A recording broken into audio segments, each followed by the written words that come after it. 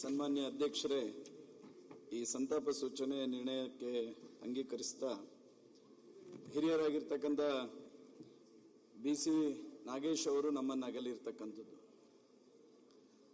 ನಾನೊಬ್ಬ ಯುವ ಶಾಸಕನಾಗಿ ಮೊದಲ ಬಾರಿಗೆ 2018ಕ್ಕೆ ಈ ವಿಧಾನಸಭೆಯ ಒಬ್ಬ ಜನಪ್ರತಿನಿಧಿಯಾಗಿ ಆಗಮಿಸಿದ ನಂತರ ಈ ಸದನದ ಒಳಗೆ ಅವರ ನಡವಳಿಕೆ ಮತ್ತು ಅವರ ಆತ್ಮೀಯತೆಯನ್ನು ಬೆಳೆಸಿಕೊಂಡ್ರು.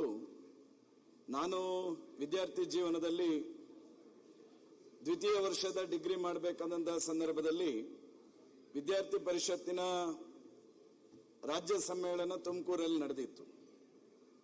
ಆ ಅಧಿವೇಶನದ ಸಂದರ್ಭದಲ್ಲಿ ನನಗೆ ಮೊದಲ ಬಾರಿಗೆ ನಾಗೇಶ್ ಅವರನ್ನು ಭೇಟಿ ಮಾಡುವಂತ ಒಂದು ಅವಕಾಶ ಸಿಕ್ಕಿತ್ತು.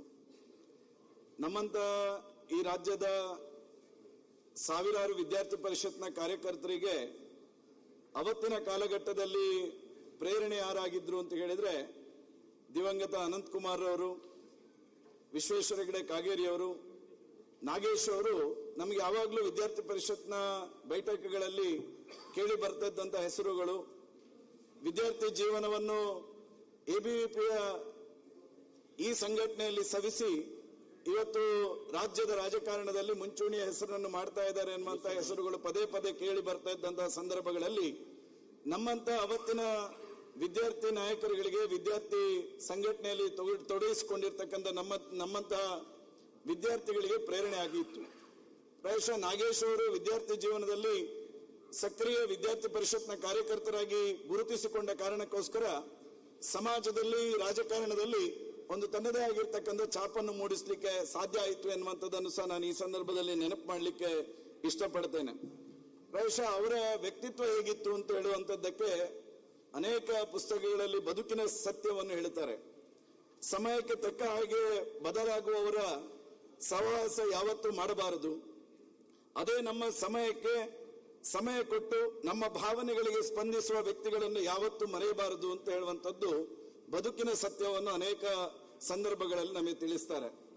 ಯಾಕೆ ನಾನು ನಾಗೇಶ್ ಅವರ ಜೀವನಕ್ಕೆ ಇದನ್ನು ಹೋಲಿಕೆ ಮಾಡ್ತಾ ಇದ್ದೇನೆ ಅಂತ ಹೇಳಿದ್ರೆ, ಅವರು ಈ ಸದನದಲ್ಲಿ ಶಾಸಕರಾಗಿದ್ದಂತಹ ಸಂದರ್ಭದಲ್ಲಿ ನಮ್ಮ ಜೊತೆ ಇದ್ದಂತಹ ಸಂಬಂಧ ಏನಿತ್ತು, ಅವರು ಮಂತ್ರಿ ಆದ ನಂತರ ಅದನ್ನು ಮುಂದುವರಿಸಿಕೊಂಡು ಹೋದ್ರು.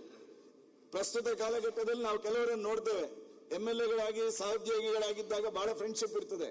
ಒಂದ್ಸಲ ಗೂಟದ ಕಾರು ಬಂದಾಗ ಆ ಸಂಬಂಧಗಳನ್ನೇ ಮರೆತು ಬಿಡ್ತಾರೆ. ಆದ್ರೆ ನಾಗೇಶ್ ಅವರು ಅದಕ್ಕೆ ವ್ಯತಿರಿಕ್ತವಾಗಿ ಆ ಸಂಬಂಧವನ್ನು ಬೆಳೆಸಿಕೊಂಡು ಅವರ ಮಂತ್ರಿಗಿರಿ ಕಡೆಯವರೆಗೂ ಅವರು ಅದನ್ನು ಮುಂದುವರಿಸಿಕೊಂಡು ನನ್ನಂತ ಒಬ್ಬ ಕಿರಿಯ ಶಾಸಕನ ಜೊತೆ ಆ ಸಂಬಂಧವನ್ನು ಬೆಳೆಸಿದ್ರು. ಅವರ ನಡವಳಿಕೆ ಮತ್ತು ಅವರ ಸಹಕಾರ ಹೇಗಿತ್ತು ಅಂತ ಹೇಳಿದ್ರೆ, ಪ್ರಾಯಶಃ ಇವತ್ತು ನಾನು ಸರ್ಕಾರದ ಸಚಿವರಿಗೂ ನಾನು ಮನವಿ ಮಾಡ್ತೇನೆ.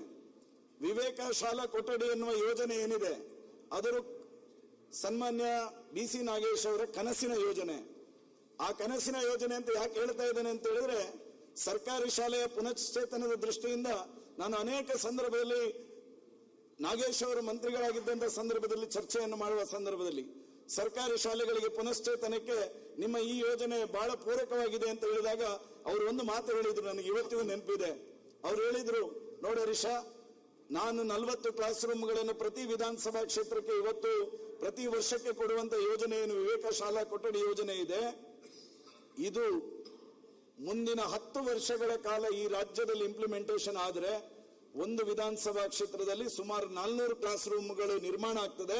400 ಕ್ಲಾಸ್ ರೂಮ್ಗಳು ನಿರ್ಮಾಣ ಆದ್ರೆ ಸರ್ಕಾರಿ ಶಾಲೆಯ ಪುನಶ್ಚೇತನ ಪೂರ್ಣಗೊಳ್ಳುತ್ತದೆ ಎನ್ನುವಂತ ಕನಸನ್ನು ಹೊತ್ತುಕೊಂಡಿದ್ರು ಸನ್ಮಾನ್ಯ ಅಧ್ಯಕ್ಷ ನಾಗೇಶ್ ಅವರು.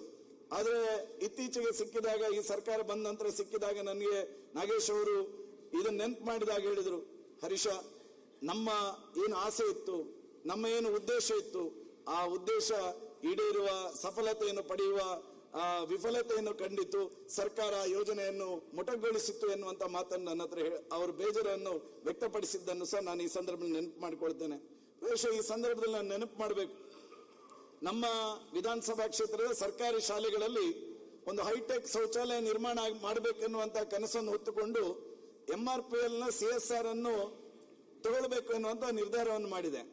MRPL ಗೆ ನನ್ನ ವಿಧಾನಸಭಾ ಕ್ಷೇತ್ರದ ಸುಮಾರು 100 ಶಾಲೆಗಳಿಗೆ ಸರಾಸರಿ 10 ಲಕ್ಷ ರೂಪಾಯಿಯಲ್ಲಿ ಒಂದು ಶೌಚಾಲಯ ನೀವು CSR ಇಂದ ನಿರ್ಮಾಣ ಮಾಡಿಕೊಡ್ಬೇಕೆನ್ನುವಂತ ಮನವಿಯನ್ನು ಕೊಟ್ಟೆ. ಮನವಿ ಕೊಟ್ಟಾಗ MRPL ನವರು ಅದಕ್ಕೆ ಸಕಾರಾತ್ಮಕವಾಗಿ ಸ್ಪಂದನೆಯನ್ನು ಕೊಡದ ಸಂದರ್ಭದಲ್ಲಿ ಆವಾಗ ನಾಗೇಶ್ ಸರ್ ಇದ್ದಂತ ಸಂದರ್ಭದಲ್ಲಿ ನಾನು ಅವರಿಗೆ ಹೋಗಿ ಹೇಳಿದೆ, ಸರ್ MRPL ಇಂದ ನಾನು ಈ ತರ CSR ಅನ್ನು ಕೇಳಿದ್ದೇನೆ ಸರ್, ಅವರು ನನಗೆ ಇನ್ನೂ ಅದಕ್ಕೆ ಸ್ಪಂದನೆ ಕೊಟ್ಟಿಲ್ಲ ಅಂತೇಳಿ. ಆಗ ಅವರು ಒಂದು ಮಾತು ಹೇಳಿದ್ರು, ಹರೀಶ, ನಾನು ಸೆಂಟ್ರಲ್ ಅವತ್ತು ಪೆಟ್ರೋಲಿಯಂ ಮಿನಿಸ್ಟರ್ ಆಗಿದ್ದಂತ ಧರ್ಮೇಂದ್ರ ಪ್ರಧಾನ್ ಸರ್ ಅವರಿಗೆ ನಾನು ಫೋನ್ ಮಾಡಿ ಹೇಳ್ತೇನೆ, ನೀನು ಹೋಗಿ ಭೇಟಿ ಮಾಡು, ಖಂಡಿತ ಅದು ಸಾಧ್ಯ ಆಗ್ತದೆ ಅಂತ ಹೇಳಿದ್ರು. ಅವರು ದೂರವಾಣಿ ಕರೆ ಮಾಡಿ ಧರ್ಮೇಂದ್ರ ಪ್ರಧಾನ್ ಅವರಿಗೆ ಹೇಳಿದ್ರು. ನಾನು ಡೆಲ್ಲಿಯಲ್ಲಿ ಹೋಗಿ ಅವರು ಭೇಟಿ ಮಾಡಿದ ನಂತರ ಆ 100ರಲ್ಲಿ 55 ಶಾಲೆಗಳಿಗೆ ಅವತ್ತು CSR ಫಂಡ್ ಸುಮಾರು 5.5 ಕೋಟಿ ರೂಪಾಯಿ ಅನುದಾನ ಬಂತು. ಆ ನಂತರದ ದಿನಗಳಲ್ಲಿ ಅದನ್ನು ಇಂಪ್ಲಿಮೆಂಟೇಷನ್ ಮಾಡಿದಾಗ ಪದೇ ಪದೇ ನನ್ನ ಹತ್ರ ಕೇಳ್ತಾ ಇದ್ರು, ಹೇಗೆ ನಡೀತಾ ಇದೆ ಅಂತ ಹೇಳಿ. ಕೊನೆಗೆ ನಾನು ಹೇಳಿದೆ, ಎಲ್ಲವೂ ಪೂರ್ಣಗೊಂಡಿದೆ, ನೀವೇ ಬಂದು ಉದ್ಘಾಟನೆ ಮಾಡಬೇಕು ಅಂತ ಹೇಳಿದಾಗ ನಾಗೇಶ್ ಸರ್ ಅವರೇ ಬಂದು MRPL ನಿಂದ CSR ನಿಂದ ಬಂದಿರತಕ್ಕಂಥ ಸುಮಾರು 55 ಶೌಚಾಲಯಗಳನ್ನು ನಿರ್ಮಾಣ ಆಗಿರ್ತಕ್ಕಂಥ ಉದ್ಘಾಟನೆ ಮಾಡಿ, ಪ್ರಾಯಶಃ ಈ ರೀತಿಯ ಕೆಲಸ ಕಾರ್ಯಗಳು ಎಲ್ಲಾ ವಿಧಾನಸಭಾ ಕ್ಷೇತ್ರದಲ್ಲಿ ಆಗಬೇಕೆನ್ನುವಂತ ಆಶೀರ್ವಾದವನ್ನು ಮಾಡಿ ನನ್ನ ಮನೆಗೂ ಬಂದು ಆಶೀರ್ವಾದ ಮಾಡಿ ಹೋಗಿರುವಂತವರು ಸನ್ಮಾನ್ಯ BC ನಾಗೇಶ್ ಸರ್. ಅವರ ಈ ಒಂದು ಅಗಲುವಿಕೆ ನಮ್ಮಂತ ಅನೇಕ ಯುವ ಶಾಸಕರುಗಳಿಗೆ ಒಂದು ತುಂಬಲಾರದ ನಷ್ಟ ಆಗಿದೆ. ಅದರ ಜೊತೆಗೆ ಅವರ ಕುಟುಂಬಕ್ಕೆ, ಅವರ ಬಂಧು ಮಿತ್ರರಿಗೆ, ಅವರ ಕ್ಷೇತ್ರದ ಜನತೆಗೆ ಈ ನೋವನ್ನು ಭರಿಸುವಂತ ಶಕ್ತಿ ಆ ಪರಮಾತ್ಮ ಕರುಣಿಸಲಿ ಎನ್ನುವಂತ ಮಾತನ್ನು ದೇವರಲ್ಲಿ ಪ್ರಾರ್ಥಿಸ್ತಾ ಈ ಸಂತಾಪ ಸೂಚನೆಯ ನಿರ್ಣಯಕ್ಕೆ ನಾನು ಸಹಮತ ವ್ಯಕ್ತಪಡಿಸ್ತಾ ನನ್ನ ಮಾತು ಮುಗಿಸ್ತೇನೆ. ನಿಖರ ಸುದ್ದಿ, ಸದಭಿರುಚಿಯ ಕಾರ್ಯಕ್ರಮ. ನೀವು ನೋಡ್ತಾ ಇದ್ದೀರಾ ಕಹಳೆ ನ್ಯೂಸ್, ಸಮಾಜದ ಜಾಗೃತಿಗಾಗಿ ವಸ್ತುನಿಷ್ಠ ವರದಿ.